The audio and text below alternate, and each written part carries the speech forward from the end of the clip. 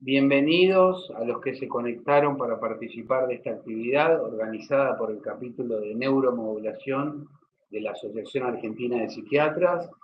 En este encuentro nos convoca una temática de vanguardia con referentes a nivel mundial, que es la estimulación cerebral profunda en casos de depresión refractaria, puntualmente estimulando el área 25 de Brodmann o corteza subgenual.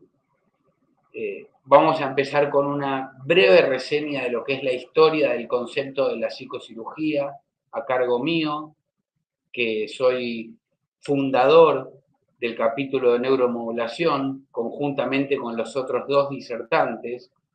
Luego Fabián Piedimonte, médico neurocirujano universitario, que lleva a cabo estos procedimientos, fundamentalmente movimientos anormales y otras patologías psiquiátricas, ya hace más de 30 años haciendo neurocirugía funcional, que es presidente de la Fundación CENIT y presidente honorario del capítulo de neuromodulación, y un referente en esto no solo en la región, sino que trasciende a las fronteras de la misma.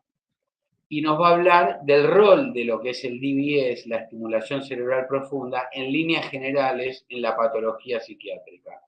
Y por último, el tema que nos incumbe va a estar a cargo del doctor Patricio Rivapose, que es médico neurólogo y psiquiatra, es profesor de la Universidad de Emory, es jefe de la división de depresión refractaria en Emory, donde lleva a cabo procesos de neuromodulación como estimulación magnética transcraneal, terapia electroconvulsiva y también el uso de ketamina y esketamina, y es investigador principal en ensayos clínicos en el National Institute of Mental Health sobre estimulación cerebral profunda del área 25 para casos de depresión refractaria.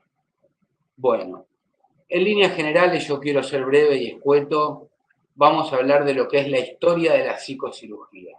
Psicocirugía le llamamos a lo que vendría a ser el abordaje del tejido cerebral para de alguna forma modular las emociones, la actividad mental, la psiquis o la conducta en su defecto. Los orígenes se remontan a antaño, hasta hace miles de años. Por ejemplo, en la época del Neolítico ya se encontraron cráneos trepanados, donde claramente las lesiones son de origen quirúrgico y no traumático por la forma de cicatrización con estudios de carbono 14. Y la gran pregunta es por qué se realizaban este tipo de procedimientos en esa época y en tantas culturas a lo largo y a lo ancho del mundo. Algunas eran por indicaciones médicas legítimas, como cefaleas intensas, por hemorragias, por tumores, por hidrocefalia, por meningoencefalitis. Pero en otros casos, que sí se acercarían más a lo que sería la psicocirugía, es lo que en su momento interpretaban como posesiones demoníacas por alteraciones de la conducta, agitación psicomotriz, alucinaciones, crisis epilépticas y demás. Los instrumentos que se utilizaban eran las trefinas, que variaban según las épocas y las culturas. Las realizaban culturas de Medio Oriente, de nuestro continente, las culturas precolombinas como los aztecas y los mayas, los griegos. Y una de las más sofisticadas fue la trefina en corona, que permitía, por medio de una sierra y un eje central, realizar un orificio circunscripto y prolijo en forma de cranectomía.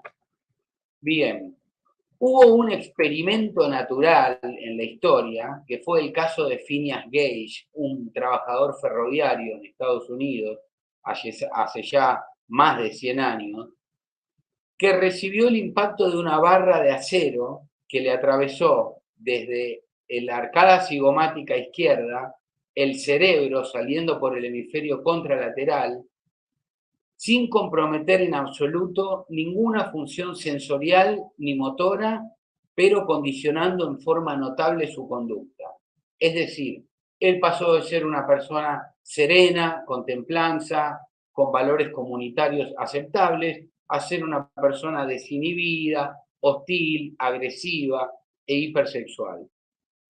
Damasio, Antonio Damasio y su mujer se tomaron el trabajo de reconstruir la trayectoria años después de esta barra para estudiar cuáles fueron las estructuras dañadas, digamos, en este caso, y a partir del caso de Phineas Gage, consecutivamente con los estudios de Papez y MacLean acerca de las funciones del circuito del cerebro límbico, digamos, se empezó, digamos, a poner énfasis en la importancia de algunas estructuras cerebrales, en particular en lo que es la conducta y el comportamiento. En el siglo pasado se desarrolló una técnica que fue la lobotomía, originalmente llevada a cabo por Edgar Moniz y Almeida Lima, en Portugal, eran portugueses, que lo hacían introduciendo instrumentos punzantes en las porciones laterales del cerebro y destruyendo fibras blancas. Y luego en Estados Unidos fue muy divulgada y promovida por Freeman con la técnica de Ice Pick Lobotomy o pica hielo, que era directamente con un martillo clavar un instrumento punzante a nivel supraorbitario para destruir las fibras blancas de la corteza frontal. Bien, ¿por qué se llevaba a cabo este procedimiento? ¿Y por qué se difundió tanto? Porque era una época en la que la mitad o más de la mitad de las camas hospitalarias en los Estados Unidos estaban ocupadas por pacientes psiquiátricos, implicaban un costo enorme, enorme a nivel de salud pública y permitía en muchos casos la desinstitucionalización. Obviamente que los síntomas que motivaban su indicación en la mayoría de los casos eran atenuados, mermaban o erradicados, pero al costo de una morbilidad inaceptable en términos de apatía, hipobulia, compromiso cognitivo y demás. Por eso el término psicocirugía está estigmatizado debido al abuso de estas técnicas y hoy preferimos utilizar otros términos como por ejemplo neurocirugía funcional para trastornos psiquiátricos, que es más decoroso y no está estigmatizado. Esta es una foto de Freeman realizando uno de esos procedimientos, directamente, sin anestesia. Él era neurólogo, no era neurocirujano, e introducía el instrumento en el cerebro para destruir las fibras blancas de los pacientes. Bien. Un tema a resaltar es que esta técnica fue divulgada y promovida a tal punto y aceptada a tal punto que fue realizada en personalidades importantes en los Estados Unidos, como por ejemplo la hermana del presidente John Fitzgerald Kennedy, la famosa actriz Frances Farmer o la hermana del director de teatro Tennessee Williams, Rose Williams.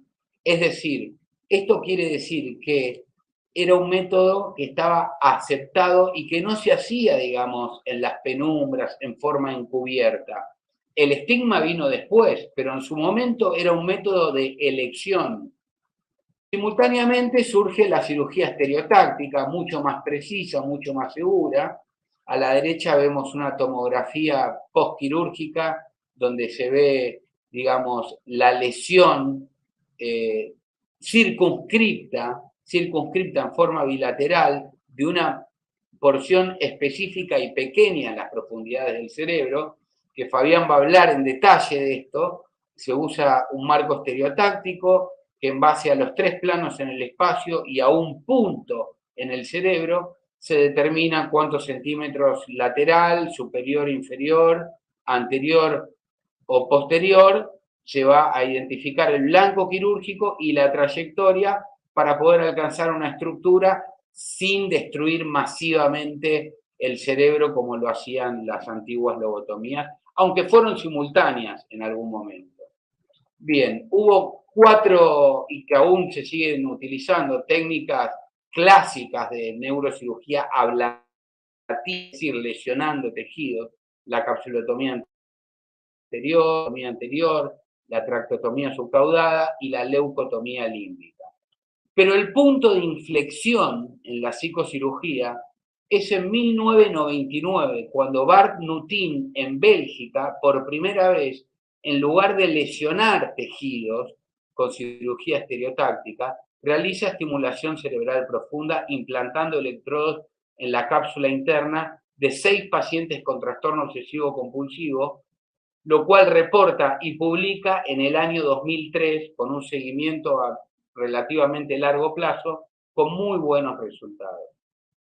Y ahí comenzaría la era moderna de lo que es la neurocirugía funcional para trastornos psiquiátricos. Es importante destacar que estos procedimientos siempre se llevan a cabo teniendo en cuenta los lineamientos y directrices que en consenso plantean la Federación Mundial de Neurocirugía Funcional y Estereotáctica, con sus capítulos a nivel regionales e inclusive con la Asociación Mundial de Psiquiatría en relación a todos los aspectos éticos, el consentimiento informado, la adecuada selección de los pacientes y demás.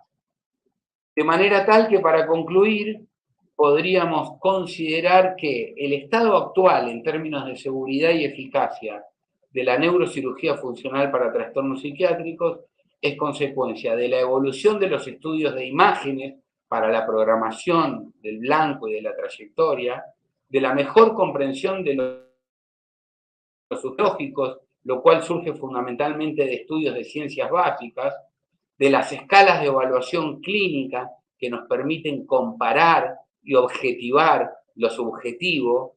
No es lo mismo ver los resultados desde lo fenomenológico, lo observacional de un paciente con Parkinson, con distonía, que es mucho más notable el cambio clínico que la subjetividad de una patología psiquiátrica, con lo cual las escalas de evaluación son cruciales en este caso.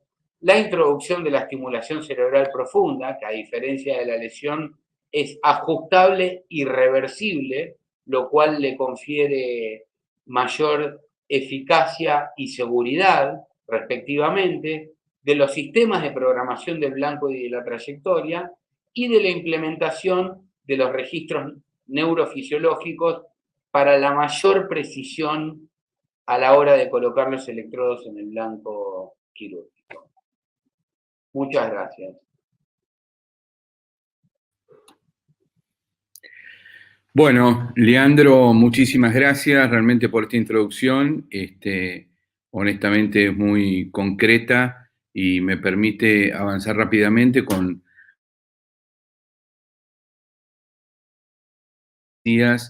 a la estimulación cerebral profunda.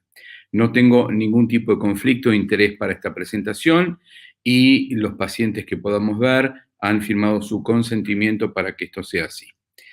Básicamente vamos a completar una breve agenda en la cual desde el inicio vamos a tratar de comprender qué es la neuromodulación. La neuromodulación es una herramienta que se ha introducido en las últimas 2-3 décadas en forma profunda en el armamentario del neurocirujano y que el concepto básico es la capacidad de modificar la función del sistema nervioso mediante la modulación por inhibición o excitación de diferentes estructuras encefálicas y de redes neuronales.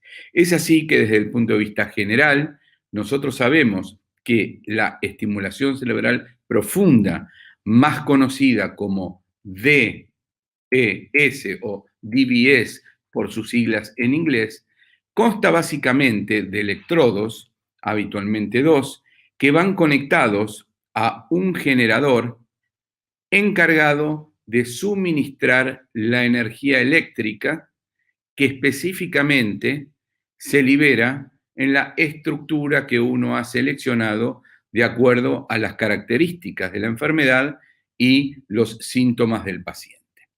Es así que esta técnica no es reciente, no es algo de los últimos años, sino que hace muchos años se utilizaba para otras entidades, como por ejemplo el dolor.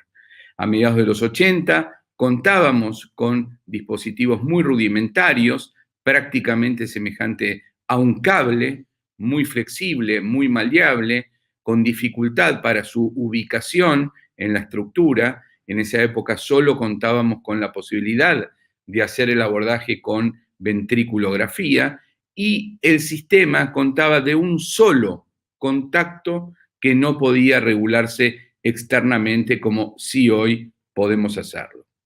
En los últimos años, el advenimiento de la tecnología con electrodos tetrapolares, es decir, 4 polos por lado, ha permitido una eficacia mayor a la hora de decidir cuál es la porción de la estructura estimular más adecuada, no solo en cuanto al control de los síntomas, sino también para evitar los efectos adversos.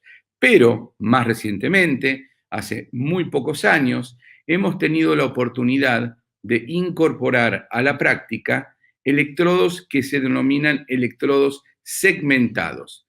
Es decir, en vez de ser contactos en anillo que estimulan en 360 grados, están fragmentados en 3 semicontactos que de esta manera permiten, en esta pequeña filmación, con el electrodo dentro del núcleo correspondiente y la capacidad de poder dirigir hacia adelante, hacia atrás, a lateral o medial el estímulo mediante un sistema extremadamente amigable de estimulación. Esto obviamente ha redundado en una mayor eficacia y una menor observación de efectos adversos. ¿Cómo lo hacemos? ¿Cómo llevamos adelante un procedimiento de EBS? A diferencia de lo que hacíamos 30 años atrás, hoy podemos, con la definición de las imágenes de resonancia, inclusive resonancias 3 Tesla con diferentes tiempos de relajación, decidir en forma directa cuál es el segmento donde nuestro electrodo tiene que ir ubicado en forma definitiva. También podemos ayudarnos y asistirnos con sistemas de planeamiento que superponen atlas preestablecidos, pero que se adaptan por diferentes algoritmos a las estructuras y a la dimensión de cada paciente en particular, y de esta manera simular la trayectoria y la ubicación final de nuestro electrodo, tanto en imágenes coronales, axiales, como también sagitales. Pero obviamente la ubicación final la hacemos gracias al microrregistro, no solo por la gráfica que observamos, sino por el sonido como observamos en este caso. Los diferentes patrones del microrregistro nos permiten no solo ir observando el paso progresivo de nuestro electrodo en forma definitiva nuestro electrodo y confirmarlo por imágenes intraoperatorias en radioscopía. Una vez que nuestro electrodo está anatómicamente en el lugar que consideramos más adecuado, hacemos una prueba intraoperatoria de estimulación precisamente para despertar los resultados que estamos buscando y confirmar que no tenemos ningún evento adverso. De ser así, el electrodo queda fijo en ese lugar. Si por el contrario no es así, debemos buscar otro target y modificar la ubicación final del electrodo. ¿Para qué se utiliza? No cabe duda que la enfermedad de Parkinson es la entidad que con mucho se lleva la mayor cantidad de procedimientos de estimulación cerebral profunda, pero esta también es muy útil para temblor esencial, distonía, dolor, epilepsia y trastornos psiquiátricos, entre otros. Es muy gráfico el resultado en un paciente con enfermedad de Parkinson, tembloroso. Así es como funciona. Ahí estamos apagando el estimulador. El paciente en forma inmediata comienza nuevamente con su temblor, prácticamente invalidante, y sin mediar ningún tipo de temporalidad, al encender el generador, se logra un arresto completo del temblor en estos pacientes. Cabe destacar que hoy en día estos sistemas de estimulación cerebral profunda nos permiten adaptar la estimulación en cada paciente en particular, modificando la frecuencia, el ancho de pulso y obviamente la intensidad del estímulo.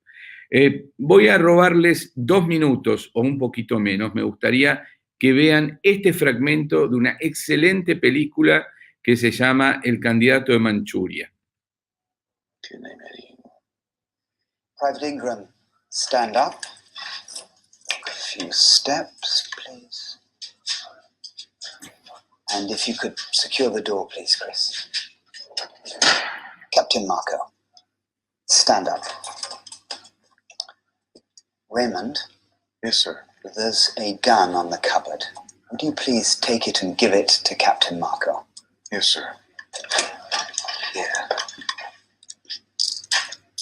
Captain. Oh! Captain Marco, please shoot Private Ingram.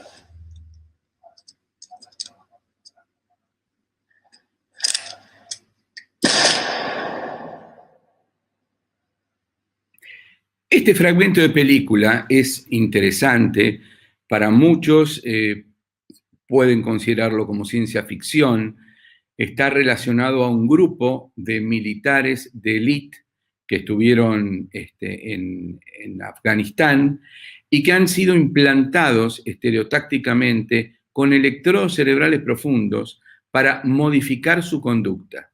De hecho, desprovistos de todo sentimiento, el personaje que lleva adelante la investigación le pide a Denzel Washington que mate a su compañero de toda la vida. Vuelvo a repetir, esto que parece ciencia ficción no es tan así. Si nos remontamos a unos cuantos años atrás, el profesor Rodríguez Delgado, un neurocientífico español, ya planteaba que la estimulación de estructuras cerebrales profundas podían modificar el comportamiento de todo tipo, hacer aparecer y desaparecer la agresividad, modificar la jerarquía social e inclusive la sexualidad. Esto realmente es peligroso desde todo punto de vista, más aún cuando el doctor José Rodríguez Delgado, que plasma todo esto en un libro que es interesante de leer para saber cuál era la situación en ese momento, trabajaba durante muchísimos años en programas especiales de la CIA en Estados Unidos. Por esto es importante tener en cuenta que las herramientas que tenemos para modificar algún funcionamiento deben ser siempre indicadas en forma terapéutica y no con otros objetivos. Ya lo dijo Leandro, la época moderna surge cuando Bart Nutin, de Bélgica, describe y comparte su experiencia con la estimulación de la cápsula interna, brazo anterior, en 6 pacientes con trastorno obsesivo compulsivo grave. A partir de esta comunicación, muchos otros profesionales han incursionado en la estimulación para diferentes trastornos psiquiátricos. Es conocido el trabajo de Andrés Lozano con la doctora Mayberg sobre la estimulación del área subgenuana, que es de lo que nos va a hablar muy claramente y con conocimiento de causa Patricio. Y por ahí lo más importante a tener en cuenta es cómo se originó este área o este concepto. Básicamente por el advenimiento de imágenes funcionales que detectan las estructuras afectadas específicamente en esta condición. O también el grupo de Goiânia, liderado por el doctor Osvaldo Vilela Filo, que con estudios funcionales de imágenes logró generar un válido externo en los pacientes con síndrome de Tourette. Esto motivó a que avancemos al respecto en forma ordenada y que hayamos abordado nuestros primeros casos de Tourette con muy buenos resultados, tanto en el control de tics motores como de tics fónicos. Más recientemente, la posibilidad de considerar nuevos blancos, nuevos targets, para avanzar no solo en una condición como es la depresión mayor, sino también el trastorno obsesivo compulsivo. Esto corresponde a un trabajo multicéntrico que hemos llevado a cabo con la gente de Toronto y del Hospital General de México con la estimulación del pedúnculo talámico inferior. O aún más recientemente, algo que ha revolucionado el concepto de los trastornos cognitivos o las enfermedades que llevan trastornos cognitivos severos, como es la enfermedad de Alzheimer, mediante la estimulación del fornix, observando en estudios funcionales un incremento en la actividad temporal vasolateropolar. Ahora bien, esto es cirugía para tratar de reducir los síntomas, tratar de combatir el sufrimiento del paciente. Pero tenemos que tener en cuenta lo que decíamos, cuál es el límite, cuál es teóricamente la frontera entre lo que se debe hacer y lo que no se debe hacer. Hay muchos artículos, como el que ven aquí, sobre el concepto del incremento de la memoria y la capacidad de aprendizaje mediante estimulación cerebral profunda, o la capacidad de aumentar significativamente la memoria en los pacientes con estimulación del sistema entorrinal e hipocampo. Esto concretamente habla, como dice este artículo, sobre la posibilidad de modificar y editar los recuerdos y de esta manera tener posibilidades terapéuticas interesantes, pero también plantea considerables preocupaciones éticas. Esto no es menor, esto no es una preocupación exclusiva del ambiente científico, de los psiquiatras, de los neurólogos, de los neurocirujanos.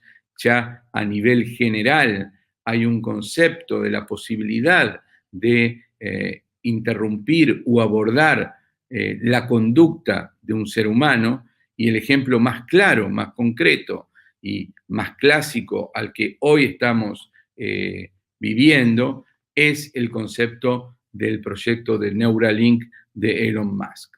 Por eso, ya creo que un poco lo dijo Leandro, yo me baso en eso y insisto claramente que el rol de la neurocirugía en los trastornos psiquiátricos existe siempre y cuando la herramienta que usemos sea la neuromodulación. Creo que el tratamiento de lesión ha quedado totalmente circunscripto para mínimas situaciones críticas, que estos procedimientos deben llevarse a cabo con una selección del paciente y un control posoperatorio absolutamente transdisciplinario y siempre guiado por las instituciones que han generado los algoritmos y consensos al respecto, como puede ser la Asociación Mundial. Muchísimas gracias y bueno, dejo lugar para que nos deleite Patricio con toda su experiencia.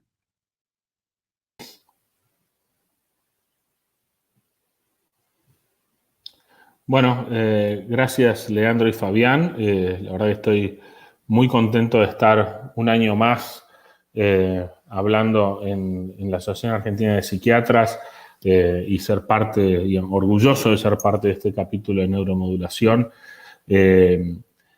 Bueno, desde acá, desde Atlanta, digamos, lamentando no estar en la primavera de Buenos Aires, empiezo con mi presentación. Hoy voy a hablar, digamos, Fabián habló de los conceptos de estimulación cerebral profunda en general y Leandro hizo una introducción de la psicocirugía que fue, digamos, muy valiosa. Yo voy a hablar como en algo mucho más angosto, de cierta manera. Todos esos conceptos que venían Leandro y Fabián desarrollando, voy a aplicarlos más que nada a lo que es el trastorno depresivo mayor en este caso. Más allá de que ciertas áreas de estimulación puedan traer beneficio para otras patologías psiquiátricas. Mi área digamos, de expertise acá está sobre todo enfocada en depresión refractaria al tratamiento. Como conflictos de interés, es algo que no tiene que ver con la estimulación cerebral profunda hoy, pero yo recibo fondos de Janssen en trabajos relacionados con la esketamina.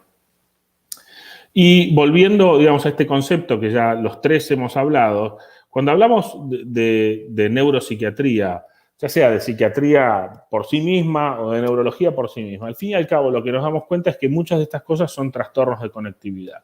Si bien los síndromes psiquiátricos tienen manifestaciones que van desde cuestiones genéticas, moleculares, celulares, de sinapsis, de regiones cerebrales, hasta, digamos, aspectos culturales, sociales y religiosos. Hoy vamos a estar hablando de circuitos y sistemas. Y tratando de entender cómo, digamos, podemos tener un framework de entender lo que es el trastorno depresivo mayor como un trastorno de circuitos cerebrales. Y sin necesariamente, digamos, tratar de especificar los síntomas que conforman el diagnóstico del trastorno depresivo mayor acorde al DSM-5, uno puede ver en un concepto como en este gráfico que fue, digamos, desarrollado por Helen Mayberg hace unos años, como diferentes aspectos del paciente o de una persona normal pueden manifestarse, digamos, de forma positiva o negativa para generar síntomas depresivos. Entonces, diferentes áreas del cerebro están, digamos, a cargo de diferentes síntomas. Entonces, cuando nos enfocamos, por ejemplo, acá en esta área amarilla, que esta es el área prefrontal 10, o sea, el área frontopolar y el órbito frontal, igual que la corteza del cíngulo anterior, vemos cómo acá hay, digamos, elementos de regulación del ánimo,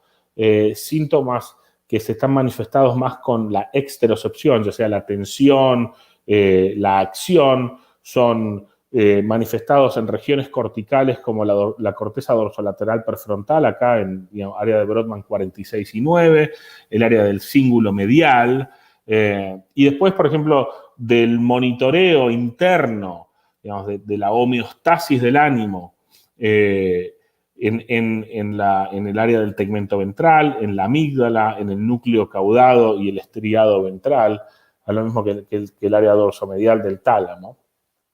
Y, digamos, en la interocepción, como el área 25, como ya, digamos, anticiparon los doctores Piedimonte, está, digamos, involucrada, digamos, intrínsecamente en lo que es este circuito neuronal.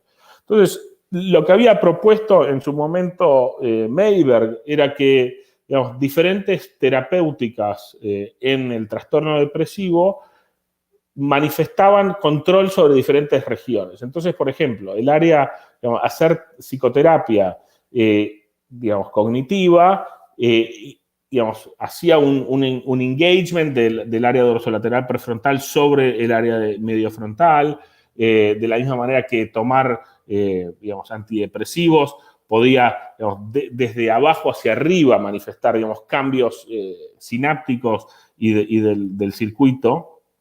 Entonces se propuso esta idea de la estimulación cerebral profunda teniendo en cuenta de que el área del cíngulo, digamos, 25 está en el medio de este circuito neuronal.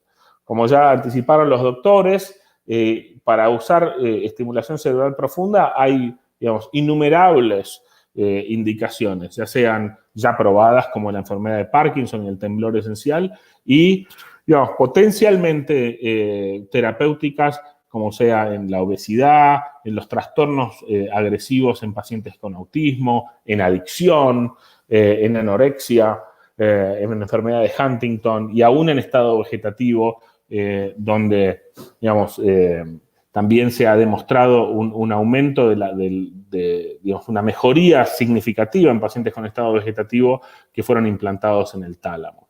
Entonces vemos acá ya repitiendo la idea de lo que es la introducción de un electrodo en áreas determinadas. Y sabiendo que al introducir el electrodo en áreas determinadas, en realidad no es una estimulación local, sino una estimulación de todo el circuito. Entonces, tratar de cambiar este paradigma de pensar, siempre los pacientes, ¿viste?, vienen y hablan de que, o a veces aún mismo nosotros los psiquiatras, tratamos de explicar que la psicofarmacología funciona cambiando la concentración de ciertos neurotransmisores. Esos neurotransmisores no están aislados como si fuese una sopa o un guiso, digamos, donde hay que hacer una receta particular, sino que están, digamos, todos dentro de determinados circuitos. Entonces, la modulación de estos circuitos genera cambios, digamos, interesantes en los diferentes síntomas que uno va a identificar para tratamiento. En depresión en particular, como ya el doctor Piedimonte, digamos, publicó, por ejemplo, podemos elegir el tálamo inferior, el pedúnculo talámico inferior, pero también está el núcleus accumbens, la cápsula ventral y el estriado ventral, que también es un target, digamos, probado y aprobado por la FDA para el tratamiento del trastorno obsesivo compulsivo. Algunos casos en la avénula lateral, que tiene comunicación directa con la amígdala también. Y también pensando desde el punto de vista de la depresión como un síndrome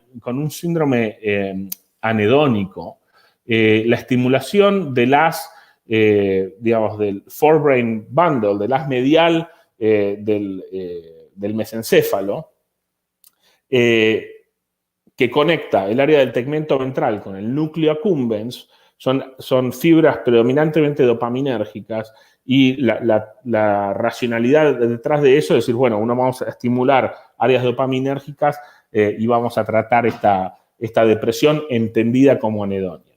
Pero, digamos, lo interesante del área del cíngulo subcalloso, o SCC, como voy a veces decirlo, es, digamos, que no está solamente relacionado con síndromes anhedónicos. Entonces, vamos a hacer un poquito de la revisión de qué fue lo que pasó, digamos, en la historia de DBS para depresión en los últimos años. O sea, al principio muy atractivo desde el punto de vista, digamos, translacional. Habían visto mejoría en DBS para el trastorno obsesivo compulsivo, que también estaba asociado a mejorías del ánimo. Entonces, los investigadores que estaban haciendo OCD dijeron, bueno, veamos cómo andan los pacientes con depresión sin trastorno obsesivo compulsivo. Y en estudios, digamos, de open label, estudios abiertos, demostraron que había, digamos, una mejoría importante en los pacientes, con un 40% de pacientes con depresión resistente que mejoraban con estimulación, y que esto en cierta manera replicaba de una manera reversible las lesiones como la capsulotomía, que ya habían sido, digamos, ampliamente probadas para el trastorno obsesivo compulsivo y para la depresión durante muchos años.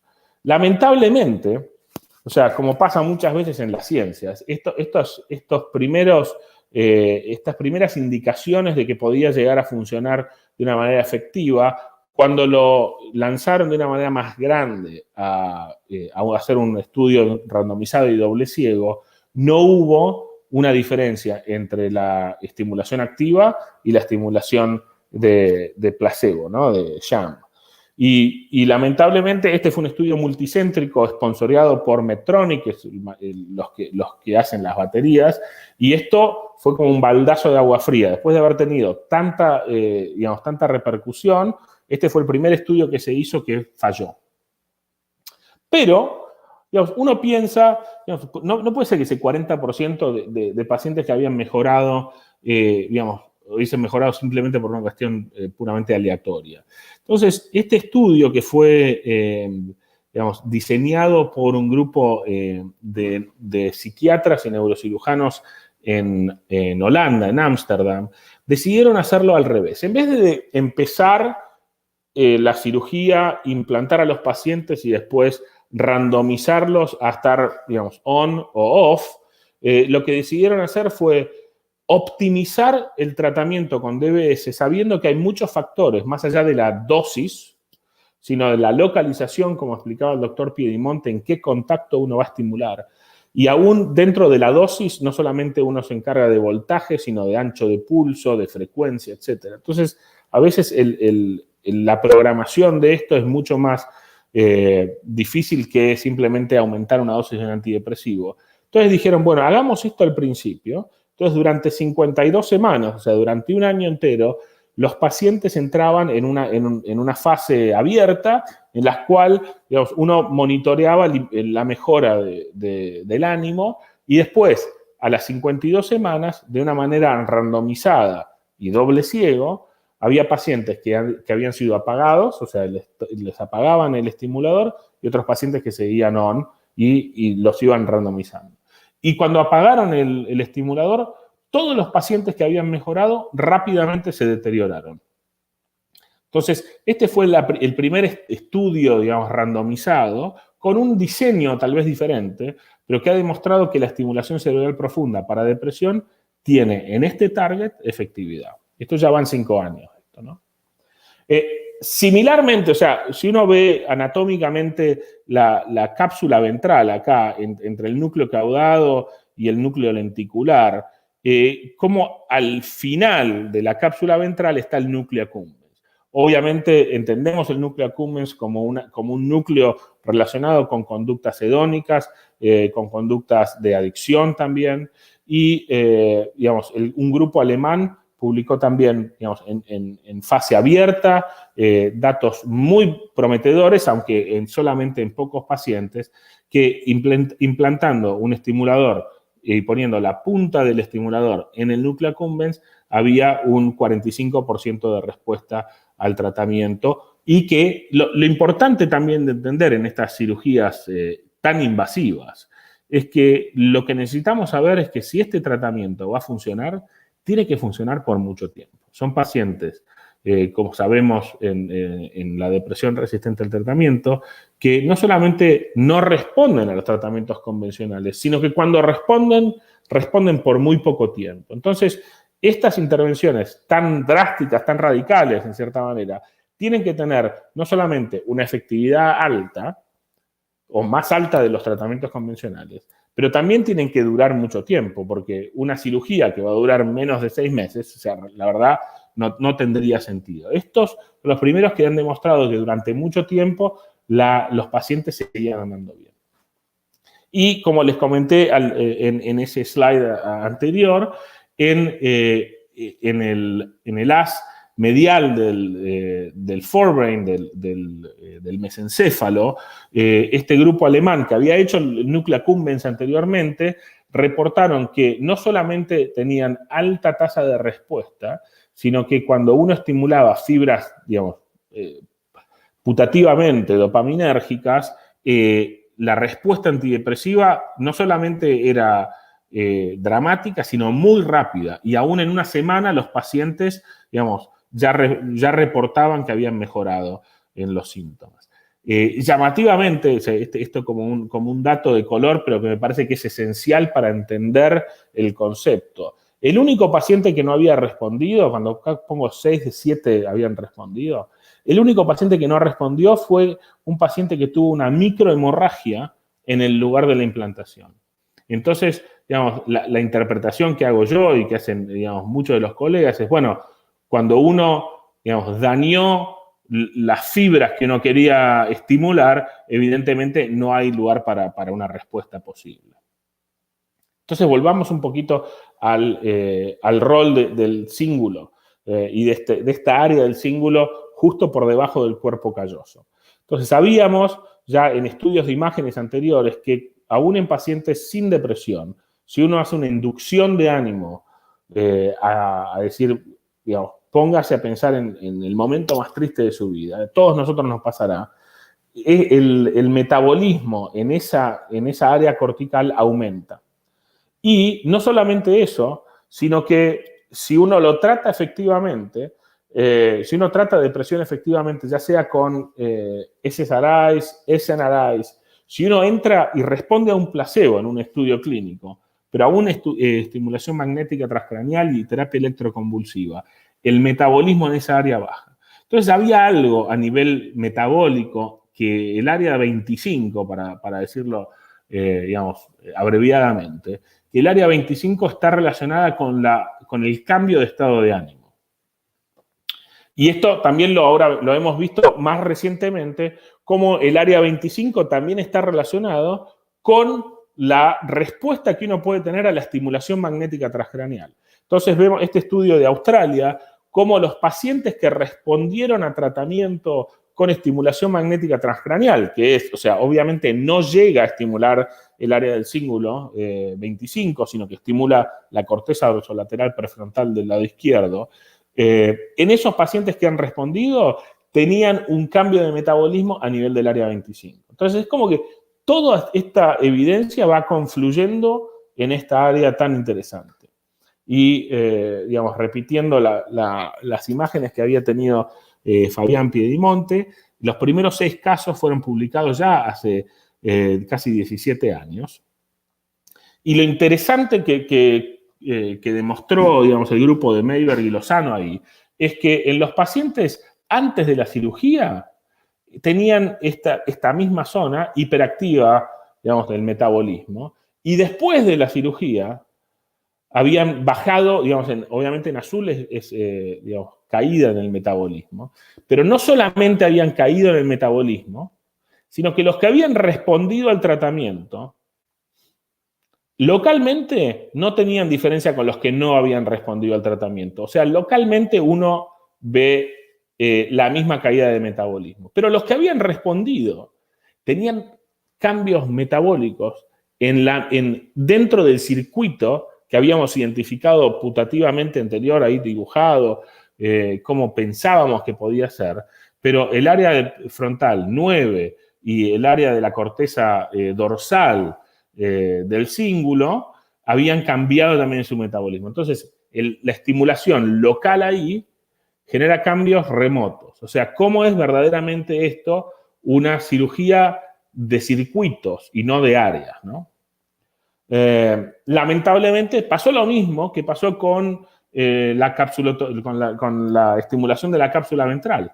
Hicieron un estudio randomizado, doble ciego, que tampoco logró demostrar una diferencia. Acá ven en este panel de acá como en azul los que tenían estimulación activa y en rojo los que tenían estimulación sham. No hubo diferencia a los 6 meses y a los 12 meses del tratamiento versus no tratamiento. Pero hay digamos, esto es como un endpoint secundario del estudio donde hacían un seguimiento longitudinal a largo plazo.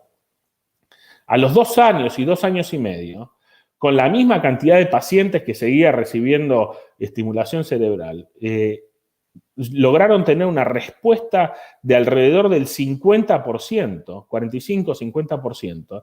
Entonces, tal vez lo que pasaba es que primero diseñaron mal el estudio y miraron demasiado temprano, o qué cosas pasaron en el medio, pero evidentemente estos pacientes andaban mejor que los controles, digamos, de lo que se llama treatment as usual, sin cirugía.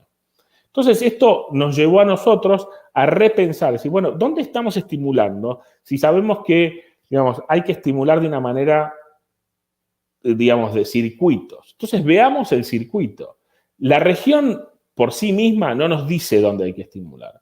En un estudio que nosotros publicamos en el 2014, no hay diferencia entre los que responden y los que no responden al tratamiento a nivel de una localización puramente anatómica, como si fuese una resonancia magnética en la secuencia T1, como ven acá. Pero, si uno logra ver las fibras de sustancia blanca que uno estimula, va a haber muchas diferencias. Entonces, en ese mismo estudio, lo que nosotros hicimos fue agarrar a los pacientes que nosotros habíamos implantado, que en ese momento habían sido 17, y preguntarle a la imagen, es decir, sobreimponer dónde estaba el lead, el electrodo del DBS, después, basado en los parámetros de estimulación, cuál de los contactos nosotros estábamos estimulando, y después preguntarle a la imagen cuáles fibras de sustancia blanca pasaban por esa área de estimulación. Y lo que vimos fue algo muy interesante. Los pacientes que habían respondido al tratamiento estaban metidos en el network que sabemos que está involucrado en la depresión. Mientras que los que no respondían al tratamiento no tenían eso. Y entonces, habiendo descubierto esto, dijimos, bueno, esto fue un descubrimiento retrospectivo. ¿Qué tal si lo hacemos prospectivamente? Entonces, lo que decidimos hacer fue, antes de la cirugía, nos juntamos con el cirujano y con un ingeniero de imágenes y decidimos dónde vamos a poner el electrodo, no basado en la anatomía estructural que uno ve en la resonancia magnética clásica, sino haciendo una tractografía, digamos, haciendo un modelo de cuáles serían las fibras que estaríamos estimulando si estuviésemos en ese lugar. Y haciendo eso, este es un ejemplo, un par de imágenes de cómo nosotros ponemos, digamos, el área de interés y vemos cuáles serían las fibras. Acá vemos como la corteza del cíngulo, ahí en verde va hacia atrás, como el forceps menor comunica los dos polos frontales y pasa por ahí. Y haciendo una representación de cómo serían los electrodos, cuáles serían las fibras, el patrón de estimulación que lográsemos tener. Y entonces así lo hicimos prospectivamente. Y pasamos de tener, digamos, un 41% de respuesta a los 6 meses a tener un 73% de respuesta. Y esto fue lo que publicamos nosotros en Molecular Psychiatry hace ya 4 años. Y no solamente eso, sino que desde ahí, digamos, en los últimos 4 años, con los 10 pacientes que hemos implantado acá en Emory en los últimos 4 años, tenemos 9 de esos 10 respondiendo al tratamiento y que siguen respondiendo al tratamiento. Les quiero mostrar, si tenemos un minuto, cómo responden, digamos, los pacientes cuando están en el quirófano y prendemos el estimulador. ¿Ok?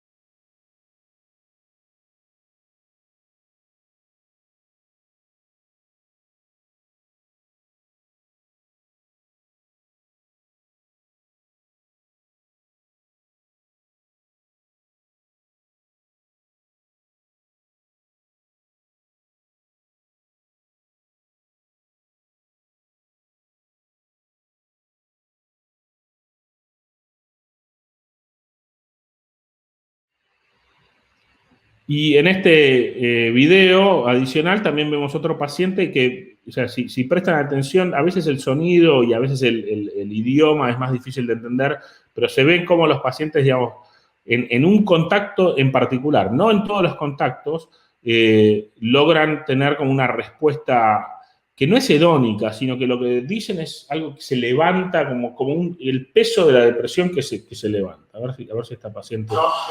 Is that very good feeling still present? Yes. Okay. Do you feel depressed right now? Is there an element of your depression that's still present? Lifted. It's still present, but it has lifted. Se elevó la depresión, se elevó la idea de depresión. If you were home now, what you think you could do differently that you couldn't do yesterday? I probably could be more active in getting the house clean, being more involved with my dog. O sea, estaría interesada en limpiar la casa, en estar con su perro. Y entonces también una cuestión importante que nosotros logramos identificar en el quirófano es que cuanto más estimulamos en el quirófano, los pacientes después se van a su casa sin estimulación por un mes para esperar a que todo, digamos, se cure de la cirugía, etcétera. Y entonces acá en azul, nosotros esto lo publicamos el año pasado en Biological Psychiatry, y en azul fueron los primeros pacientes que nosotros implantamos, donde no teníamos la guía anatómica de la tractografía, sino que usábamos guidelines de coordenadas y estimulábamos, digamos, por pocos minutos simplemente para ver si había efectos adversos, que no tenemos.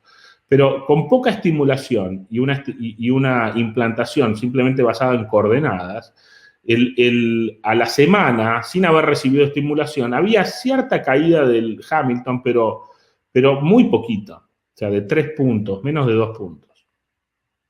Cuando hicimos la cirugía con identificación de tractografía anterior, digamos, anterior a la cirugía, y estimulábamos dentro del quirófano, ahí en rojo, ven, esta es la publicación que hicimos en Molecular Psychiatry, donde el Hamilton, la escala de Hamilton baja de 23 puntos a casi 16. En una semana tener 7 puntos de caída del Hamilton es dramático. Pero en el nuevo protocolo que estamos haciendo, estos últimos 10 pacientes que implantamos desde el 2018, lo que vemos es que nosotros ahora tenemos, digamos, gracias al protocolo, una cuestión que estamos grabando electrofisiología dentro del quirófano. Entonces necesitamos hacer más estimulación de los contactos adentro del quirófano con el paciente despierto. Bueno, nosotros no lo esperábamos, pero una semana después de haber recibido en promedio 20, 30 minutos de estimulación, solamente con esa cirugía, la escala de Hamilton bajó de un promedio de 22 a apenas sobre 12. Y esto sin estimulación más que los 20 minutos dentro del quirófano. Entonces estamos viendo cómo, o sea, la precisión en el quirófano, digamos, del neurocirujano usando la tractografía, más estimulación, genera cambios aún más dramáticos que son, digamos, visibles a lo largo de ese mes que los pacientes van sin estimulación hasta que los, encendemos un mes después. Y eso lo hemos visto consistentemente, no solamente en el primer mes, sino que acá en azul, como ven, la tercera corte, tenemos muchísimas mejores respuestas a lo largo, o sea, cada una de estas es una semana. Entonces ven cómo sigue hasta la semana 24, esos los 6 meses, siendo dramáticamente diferente, sobre todo al principio. Después todo el mundo como que empieza a mejorar. Entonces pasamos de 41 al 73% y al 90% actual. Y el uso de tractografía también acelera la respuesta antidepresiva crónica. Entonces, en ese primer grupo que nosotros habíamos implantado, ven cómo, y comparado con el segundo grupo usando tractografía, en rojo la primera corte con poco cambio y en azul la segunda corte con un cambio mucho más dramático a los 6 meses. En promedio, la escala de Hamilton es menor a 10 a los 6 meses en esta segunda corte, que se mantiene a lo largo de todo este tiempo. Y eso solamente lo veíamos en la primera corte después del año y medio, que era cuando habíamos estado ya probando diferentes contactos. Esto lo que nos hizo a nosotros es bajar muchísimo también la dificultad en la programación. Yo como psiquiatra soy un tipo demasiado, simple en términos de cuestiones eléctricas. Entonces no quiero estar programando como un neurólogo, yendo y viniendo y viendo si tengo efectos adversos y todo. Yo quiero ponerlo, dejarlo y olvidarme. Y esto es lo que vemos ahora con la estimulación cerebral profunda usando tractografía. Y lo bueno también es que esto lo publicamos en el 2019 en American Journal de Psiquiatría, cómo los pacientes que llegan al segundo año de estar bien, se mantienen bien a lo largo de ahora más de 10 años. Si uno logra respuesta, la mantiene, justificando nuevamente la intervención tan, agresiva. Esto fue publicado en un póster juntando todos los pacientes que han recibido estimulación cerebral profunda en Estados Unidos y en Canadá. Son 172 pacientes en este target, ¿ok? Solamente en el área del cíngulo subcalloso, y vemos cómo el gráfico es casi idéntico al que les mostré anteriormente. Empezando con un Hamilton 17 de alrededor de 23 puntos, llegando a estos en meses, a los 2 años a un promedio de 12 y después aún siguiendo bajando a lo largo de los años. Pero esencialmente, si uno logra tener una respuesta, se mantiene esa respuesta. Y acá en este panel de acá vemos como el 70% de los pacientes responden a los 2 años y se mantiene la respuesta con una remisión de casi la mitad de los pacientes. Entonces, para estos pacientes con depresión resistente al tratamiento, años de cronicidad, en promedio la cronicidad desde el primer episodio es más de 20 años. Vemos cómo esta intervención quirúrgica logra mantener el efecto. ¿Cuáles son los próximos pasos? Bueno, ahora, digamos, como les contaba, en el quirófano estamos implantando una batería que nos permite grabar la electrofisiología local digamos, alrededor del electrodo. Y entonces estamos, por suerte, por primera vez, viendo qué cosas pasan en el quirófano y qué cosas pasan después en la estimulación crónica. Ahora tenemos hasta 6 meses de grabaciones de nuestros pacientes, del cerebro de nuestros pacientes, en las cuales todos los días bajamos un poquito de información.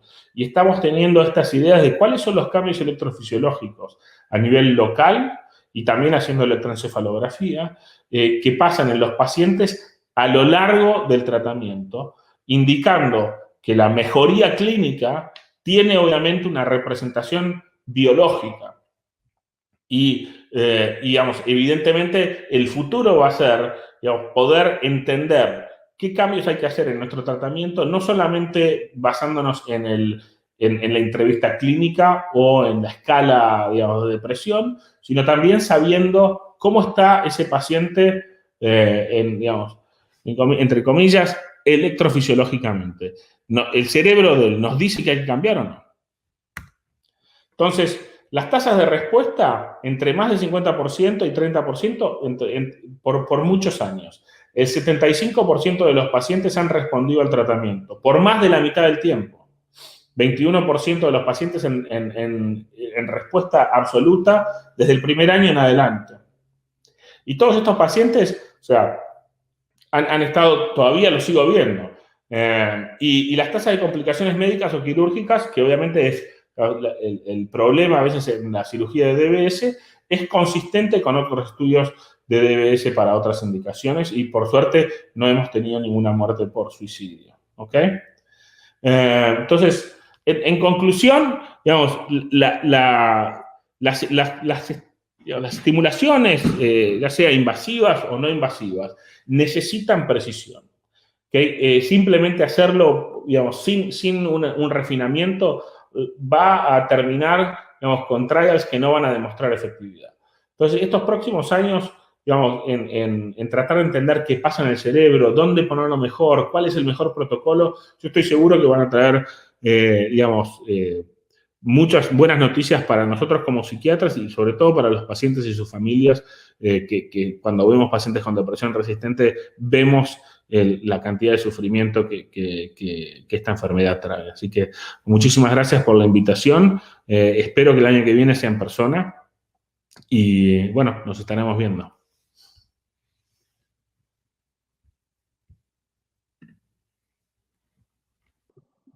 Bueno, muchísimas gracias, Fabián, Patricio. La verdad que brillante la exposición.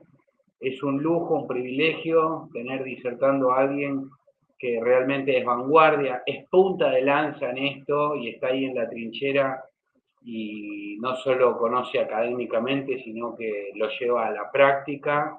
Claramente quedó demostrado por tu charla que ya hemos migrado de la era del localizacionismo a la era de la conectividad y bueno, es para remarcar muy notables las tasas de respuesta y de remisión y sobre todo la sustentabilidad.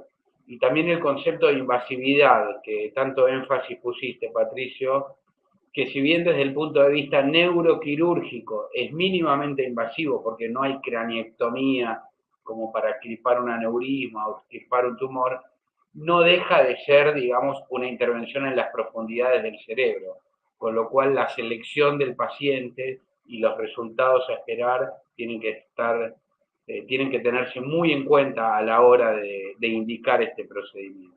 Así que bueno, muchísimas gracias del capítulo de neuromodulación y como dijo Patricio, ojalá que el año que viene sea en persona. Adiós.